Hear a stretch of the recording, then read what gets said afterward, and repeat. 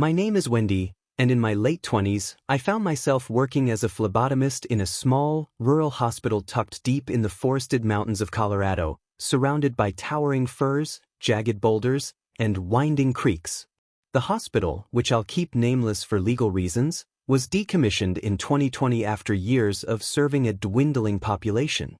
I'd been there for 8 years, drawn from my hometown in northeast Missouri by a job offer too good to pass up, a chance to live amidst nature's embrace, where the air smelled of pine and the mountains loomed like silent guardians. As a practicing pagan and self-proclaimed witch, I felt at home in the wild, collecting stones and marveling at the forest's magic. The hospital itself, though, was another story. It was a place of beauty and dread, where the line between the natural and the unnatural blurred, and where my curiosity for the strange led me to an encounter that still haunts me. I loved my job at first, but by the time the hospital closed, I was relieved to leave, carrying a fear that lingers like a shadow. I'd been headhunted by a doctor desperate for a skilled phlebotomist. The pay wasn't much better than what I'd earned in Missouri, but the promise of a new life in Colorado, with the hospital footing the bill for my move and helping me secure a small apartment, was irresistible. I spent my first week exploring the area, navigating dirt roads that turned to mud half the year, learning the forest secrets. Back in Missouri, I knew every gravel road, could cross 3 counties without touching asphalt. Colorado was wilder, its paths less forgiving, but I relished the challenge. One evening, driving down a quiet highway near my new home, I spotted something that stopped me cold. I pulled my SUV over, gravel crunching under the tires, and stared at a spiderweb stretched between 2 trees, 5 feet wide, its silken strands glinting in the fading light. At its center sat a yellow and black spider, fat and vivid, not a tarantula but massive, its legs splayed like a crown. I cooed softly, feeling the forest's pulse in the breeze, as if it heard me. I returned to that spot over the next few days, hoping to see the web again, but it was gone, as if it had never existed. That was the kind of place this was, full of fleeting wonders that left you questioning your own eyes. The hospital itself was small, a single-story building with a basement I didn't know about until its final days. Surrounded by dense woods, it felt like a labyrinth when rain fell, which was often. The forest seemed to press in, its shadows dancing just beyond the windows. We had 2 entrances, but by the end, only the door was used, the main entrance boarded up as the hospital limped toward closure. The area's population had been shrinking for years, businesses folding, especially in 2020 when the world seemed to grind to a halt. Funding dried up after a bizarre flood in the basement sublevels, a disaster that sealed the hospital's fate. But it wasn't just economics. The place was strange even to someone like me, who'd grown up steeped in the occult, who saw spirits as part of the world's fabric. I'd always believed the spirit realm was as complex as the physical one, good and evil, light and dark, intertwined.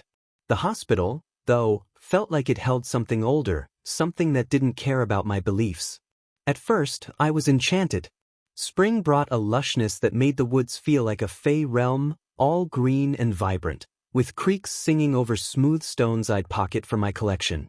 I'd take smoke breaks outside, watching the mountains glow under dawn's light. But the weirdness crept in, especially near the hospital. I saw things, animals behaving unnaturally, trees twisted into shapes that seemed to whisper secrets. Once, during a break, I saw a fox, its red fur blazing, stand on its hind legs and tiptoe into the woods, glancing back at me with an almost human awareness. I laughed, half delighted, half unsettled, but when I told my coworker Sam, who'd missed it, she thought I was losing it. Other times, it wasn't funny. Shadows moved in the woods at night, too tall, too fluid, vanishing when I looked directly. Strange noises echoed, growls and whispers from the forest, but also inside the hospital, where sterile halls shouldn't hum with such sounds. I'd hear footsteps where no one walked, see flickers at the edge of my vision. As a witch, I knew how to protect myself, saging my apartment, carrying charms, but these weren't spirits I recognized. One night in March, as I walked to my car after a late shift, I saw something that froze my blood. Under the glow of a floodlight, a shadow loomed beside a tree, 12 or 13 feet tall, humanoid but wrong, its edges blurring into the dark. One hand gripped a branch, and it seemed to study me, cocking its head like a curious animal. I should have screamed, but curiosity outweighed fear. I'd seen shadow people before, flickers in my Missouri home, easily banished with sage, but this was different, massive and deliberate. It watched me, then turned and melted into the woods without a sound. I stood there, heart pounding, staring into the gloom. After that, I saged my office and lab weekly, though I doubted it would help. Part of me was terrified, but another part was thrilled, eager for the next encounter, wondering what the forest was trying to show me. The real terror began after the basement flood. The hospital was already struggling, flickering lights, reports of intruders in restricted areas, an oppressive dread that clung to the halls. Maintenance checked the wiring, found nothing. Police searched for trespassers, came up empty. The air grew heavy, like a storm that never broke, and staff started quitting, patients seeking care elsewhere. I felt it too, a constant sense of being watched, a knot in my stomach like I'd overslept for something vital. Strangely, the dread lifted the moment I stepped off hospital grounds into the woods, where the air felt alive, not malevolent. I tried to explain this to Sam, my work bestie, but she just nodded, uneasy. Most people saw the weird as evil. I saw it as part of the world's tapestry, though even I couldn't deny the hospital's darkness. By the final weeks, we were a skeleton crew, the hospital a ghost town. I'd trained as a nurse but let my certifications lapse, sticking to phlebotomy. With so few staff, I took on extra duties, but we had almost no patients, maybe 10 checked in during those last days, most leaving quickly. The emptiness amplified the dread, the flickering lights, the unexplained noises.